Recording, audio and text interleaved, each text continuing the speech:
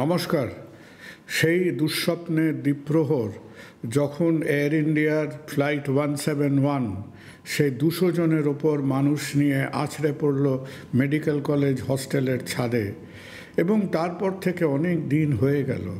এই যে সময়টা তারপর থেকে চলে গেল, এই যে সময়ের মধ্যে আমরা শুনলাম প্রথমে দুঃখ, তারপর পলিটিক্যাল স্টেটমেন্ট, তারপরে আমাদের বিভিন্ন কোম্পানিরা, একদিকে এয়ার ইন্ডিয়া এগিয়ে এলো তাদের খোলসা করতে, অন্যদিকে বোয়িং মুহুর্মুহু তাদের বক্তব্য পেশ করতে শুরু করলো, এবং নানান আলাপ আলোচনার মধ্যে জিনিসটার মধ্যে যতটা না একটা ক্ল্যারিটি, যতটা না একটা স্পষ্টতা এলো, তার থেকে কনফিউশন এলো অনেক বেশি।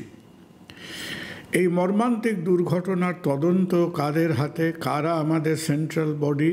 এই সেন্ট্রাল বডিটাকে বলে AAIB। AAIB is the overall body, এবং তার মধ্যে এই ইনভেস্টিগেশনে ইনভলভড হওয়ার কথা। কাদের ইনভলভড হওয়ার কথা? টাটা ওন্ড এয়ার ইন্ডিয়ার ইনভলভড হওয়ার কথা। এই প্লেনটা যারা ম্যানুফ্যাকচার করেছিলেন বোয়িং, তাদের ইনভলভড হওয়ার কথা। এই যে ব্ল্যাক বক্স ডিভাইসেসগুলো যারা তৈরি করেছেন তাদের ইনভলভড হওয়ার কথা। সুতরাং এরা সমস্ত মিলে, এবং তারপর যদি আমাদের গভর্নমেন্ট অফ ইন্ডিয়ার সিভিল এভিয়েশন, ভারতবর্ষের গভর্নমেন্ট অফ ইন্ডিয়ার সিভিল এভিয়েশন ডিপার্টমেন্ট একটা হাস্যকর, কারণ we are one of the very few countries যার সিভিল এভিয়েশন মিনিস্ট্রি আছে, কিন্তু সরকারের কোনো এয়ারলাইন্স নেই, সেটা অন্য প্রসঙ্গ।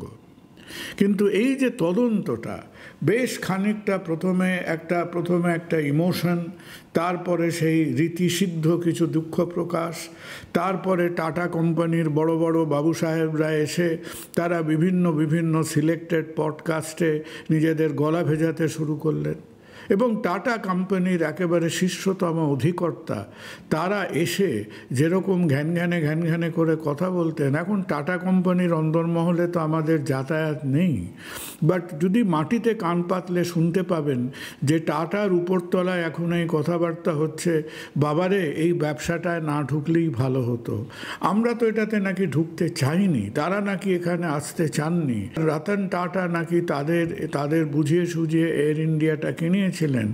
Whatever may be the history, you are within this business now. আপনি ভারতবর্ষের একটা বৃহত্তম এভিয়েশন কোম্পানিকে কিনেছেন, আর যদি আগে আপনাকে এই এভিয়েশন সেক্টরে টিকে থাকতে হয়, আপনাকে তার সার্ভিস স্ট্যান্ডার্ড, তার সেফটি স্ট্যান্ডার্ড মেনে টিকে থাকতে হবে। এখানে গলা শুকোবার কোনো জায়গা নেই। And if it is the decision of the company and the decision of the board, যে আপনারা যদি মনে করেন যে যথেষ্ট হয়েছে, আমরা ওই IPL স্পন্সরশিপ তৈরি করে, কয়েকটা গাড়ি তৈরি করে, আর লোহার বার তৈরি করে, আর চা পাতা বিক্রি করে আমরা খুশি আছি, কয়েকটা হোটেলও আছে তার সঙ্গে, আমরা বাবা এই এরোপ্লেনে নামতে চাই না, আমরা we are not fit for this business, then make a proper statement and make a proper decision. পডকাস্টে এসে গলা ভেজানো 250টা মানুষের মৃতদেহের ওপর দিয়ে is not the right thing. এখন এই যে ইনভেস্টিগেশনটা হচ্ছে, যে ইনভেস্টিগেশনটা নাকি আমাদের AAIB ওভারসি করছেন, দেখুন মাফ করবেন, আমরা ঘরপোড়া গরু, আমরা এই ব্যাপারটার মধ্যে খানিকটা যেন CBI ইন আরজি করে সাদৃশ্য দেখতে পাচ্ছি। কেন দেখতে পাচ্ছি? 22শে এপ্রিলের পর থেকে বহু দিন চলে গেল। এই যে দিনের মধ্যে ব্ল্যাক বক্স পাওয়া গেল, একটা প্লেনের মধ্যে একটা ব্ল্যাক বক্স না, 2টো ব্ল্যাক বক্স থাকে। প্রথমে ঘ্যানঘ্যানানি শুরু হয়ে গেছিল যে ব্ল্যাক বক্স নাকি ড্যামেজড হয়েছে। যতটুকু খবর পাওয়া যাচ্ছে, একটা ব্ল্যাক বক্স হয়তো সামান্য ড্যামেজড হয়েছে, আর একটা ব্ল্যাক বক্স কমপ্লিটলি ইনট্যাক্ট পাওয়া গেছে, ফ্লাইট ডেটা রেকর্ডার পাওয়া গেছে। কতক্ষণ সময় লাগে এই ব্ল্যাক বক্সগুলো থেকে ডেটা উদ্ধার করতে? এই ব্ল্যাক বক্সগুলো থেকে ডেটা উদ্ধার করতে আজকের যুগে should not take you more than 24 to 48 hours. আজকে ব্ল্যাক বক্স উদ্ধার করার পর বোধহয় more than 2 weeks, 2.5 weeks have passed, কোনো খবরাখবর নেই। এখন এখন যে ব্যাপারটা আপনি শুনতে পাবেন, গত 3-4 দিন ধরে যে খবরটা চলছে, সেই খবরটা হলো যে আমাদের এই যে একেবারে কেন্দ্রীয় investigative AAIB bureau and others, তারা আমাদের দেশের 140 কোটি মানুষের ওপর খুব দয়া পরবশ হয়ে তারা নাকি 11ই জুলাইয়ের মধ্যে কিছু একটা বলবেন। হঠাৎ 11ই জুলাইয়ের এত প্রাধান্য কেন আমি জানি না, সেটা অন্য কথায় আসছি। খুব সম্ভব তারা কি বলবে, যে তথ্যটা, হ্যাঁ, এখানে আমরা সাধারণ মানুষ, আমরা তো ব্রেকিং নিউজের ব্যবসা করি না। সাধারণত যে কথাটা আমার আপনার কানে 11ই জুলাইতে আসবে, সেই কথাটা হলো যে ডাবল ইঞ্জিন ফেলিয়ারের জন্যে এয়ার ইন্ডিয়ার flight from Ahmedabad to Gatwick crash করেছিল। It is absolutely obvious double engine failure হয়েছিল। ডাবল ইঞ্জিন ফেলিয়ার না হলে একটা plane can't lose its power মাত্র 300-400 ফিট উঠে 30 সেকেন্ডস ইনটু দ্য ফ্লাইট। প্রশ্নটা ডাবল ইঞ্জিন ফেলিয়ার নিয়ে নয়, প্রশ্নটা হলো ডাবল ইঞ্জিন ফেলিয়ার কেন হয়েছিল। এই ডাবল ইঞ্জিন ফেলিয়ার হয়েছিল বলে প্লেনটা পড়ে গেল, এটা যেমন বলার যে হ্যাঁ অমুকে মারা গেছেন, উনি কার্ডিয়াক অ্যারেস্টে মারা গেছেন। আরে বাবা, লরি চাপা পড়লেও আপনি কার্ডিয়াক অ্যারেস্টে মারা যাবেন, হার্ট অ্যাটাক করলেও কার্ডিয়াক অ্যারেস্টে মারা যাবেন। কেউ আপনার পেটে ছুরি বসিয়ে দিলেও, আপনি ছুরি ঢুকিয়ে দিলেও আপনি কার্ডিয়াক অ্যারেস্টে মারা যাবেন। Every human being dies, the last event is a cardiac arrest. এতদিন ধরে 15 দিন 20 দিন হয়ে গেল আপনারা ব্ল্যাক বক্স উদ্ধার করেছেন, তারপরেও আজকে যদি আপনি ঘটা করে আপনি সেই ঘণ্টা বাজিয়ে একটা বিরাট শোভাযাত্রা করে যদি 11 তারিখ বলেন that the plane crashed because of double engine failure, now that is, এটাকে ধামাচাপা দেওয়া ছাড়া কিছু বলা যায় না। কি কারণে ডাবল ইঞ্জিন ফেলিয়ার হলো? কেউ বলছেন টোটাল পাওয়ার শাট অফ হয়েছিল। Why was there a total power shut off? এই 3 দিন আগে আর এক ভদ্রমহিলা from an American pilots association has come up with the theory যে বোয়িংয়ের প্লেনগুলো নাকি খানিকটা পুরনো হচ্ছিল, তার মধ্যে নাকি একটা সিরিয়াস সফটওয়্যার গ্লিচ ছিল। ফিউয়েল কন্টামিনেশন, যেটুকু আমাদের সাধারণ বুদ্ধিতে বলে fuel contamination happens with water. 300 foot হাইটে ফিউয়েল কন্টামিনেশন হতে পারে না। ফিউয়েল কন্টামিনেশন হলে জল জমে যায় ফিউয়েল পাইপসের মধ্যে, এবং জলকে জমতে গেলে আপনার 0 ডিগ্রির তলায় টেম্পারেচারকে আসতে হবে। প্লেনটি যখন আপনার হার্ডলি 300 ফুট অল্টিটিউডে ছিল, 400 ফুট অল্টিটিউডে ছিল, 40 ডিগ্রি টেম্পারেচার ছিল বাইরে। How on earth can water fridge at 38 to 40 degrees temperature ভগবানই জানেন।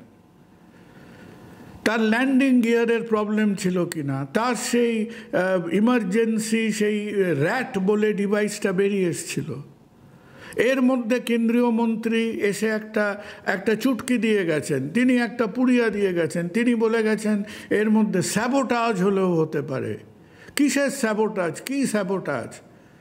আবার পাহেলগাঁও, আবার কি এই ক্র্যাশের উত্তরে আপনি কয়েকটা ড্রোন ছেড়ে দেবেন না কি ভাবছেন আপনারা? There has been a lot of problems. Was this a matter of pilot error, pilot problem? এখন পুরো ব্যাপারটার মধ্যে, এই পুরো ইনভেস্টিগেশনের মধ্যে কোনো একটা কি দুটো স্পেসিফিক কারণ, ইঞ্জিনের প্রবলেম, ফিউয়েল ট্রান্সমিশনের problem, electrical failure, software failure, technical error, pilot ভুল করেছেন, এই কোনো একটা কারণ নিয়ে কোনো ডিটেইলড আলোচনা হচ্ছে না। এবং আমার ধারণা যে আজকে সফটওয়্যার বা আমাদের এই ডিজিটাল মিডিয়া প্ল্যাটফর্মে এরা ইচ্ছাকৃতভাবে এমন কথাবার্তা, কনভারসেশন এরা প্রভোগ করছেন, এরা প্রমোট করছেন, যাতে এই কনফিউশনটা আরও বাড়ে। আর আলটিমেটলি দেখবেন এই পর্বতের মুশিক প্রসবের মতো আজকে 11 তারিখের কাছাকাছি এসে একটা রিপোর্ট আসবে যে প্লেনটি পড়ে গেছিল, 260 জন মানুষ, তার ওজনের তলায় গোটা 30 নির্দোষ ডাক্তার চিঁড়ে চ্যাপ্টা হয়ে মারা গেলেন। কেন? Double engine failure. মানুষের দুর্ভাগ্য, এখন দুর্ভাগ্যর দিনে যে যার কাজ তারা, যেখানে 140 কোটি মানুষের একটা এভিয়েশন সেফটির প্রশ্ন, মানুষের কাছে যখন সৎভাবে খোলামেলাভাবে অনেস্টলি এটা অ্যানালাইজ করার প্রশ্ন যে why did this thing happen, এই দিকে কোনো রকম আমরা কোনো অগ্রগতি দেখতে পাইনি। কি অগ্রগতি হয়েছে? বিভিন্ন লয়াররা, কিছু আন্তর্জাতিক ল ফার্ম, কিছু দেশের ল ফার্ম, তারা এখন এই ভিকটিমদের নিয়ে টাটা, বোয়িং, আমি জানি না কাদের কাদের বিরুদ্ধে, তারা একেবারে মোটা মোটা অঙ্কের তারা ল স্যুট ফাইল করছেন। করাই উচিত, ল স্যুট শুড বি ফাইলড, তাতে কোনো দোষ নেই। বাট একটা ল স্যুট ফাইল করা 250 জন কি 260 জনের পক্ষ নিয়ে does not cover up, does not compensate, সেটা একটা স্বচ্ছ ইনভেস্টিগেশনের সাবস্টিটিউট নয়। আর সর্বভারতীয় অল ইন্ডিয়া নিউজ চ্যানেলদের হাত জোর করে অনুরোধ করব যে আপনারা ইচ্ছাকৃতভাবে, each and every all India news channel, তারা ইচ্ছাকৃতভাবে এই ভেসে বেড়ানো টুকরো টুকরো অ্যাবসলিউটলি অন্তঃসার শূন্য খবরগুলোকে why did Air India crash বলে তারা কতগুলো খবর, কতগুলো একটা সেন্সেশনাল আলোচনা ছেড়ে দিচ্ছেন যার বিন্দুমাত্র কোনো সারমর্ম নেই। আর দুঃখের সঙ্গে বলতে হয়, এই বিগত 1 বছরের মধ্যে যে কটা ট্র্যাজিক এয়ার ক্র্যাশ হয়েছে, some of them have been Boeing. এই যে ফিলিপিন্সের এয়ার ক্র্যাশ হয়েছিল, দ্য লায়ন্স এয়ারের যে ক্র্যাশ হয়েছিল, কোনো একটা এয়ার ক্র্যাশে গত 2 বছরের মধ্যে never has the black box analysis given any specific data. আজ অবধি কোনো ব্ল্যাক বক্স অ্যানালাইজ করে আমি অন্তত গত 2 বছরের এয়ার অ্যাক্সিডেন্টগুলো দেখেছি যে কোনো একটা অ্যাক্সিডেন্টের কজ অ্যানালাইজ করে মানুষের সামনে কেউ এগিয়ে এসে বলেছেন যে স্পেসিফিক এই প্রবলেমগুলোর জন্যে এই দুর্ঘটনাটা ঘটেছে। আজ অবধি আমি গত 2-2.5 বছরের মধ্যে একটা ইনস্ট্যান্স খুঁজে পাইনি।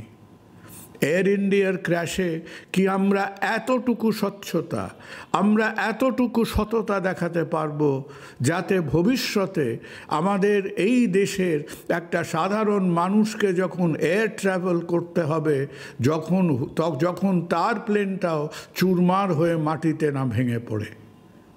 নমস্কার।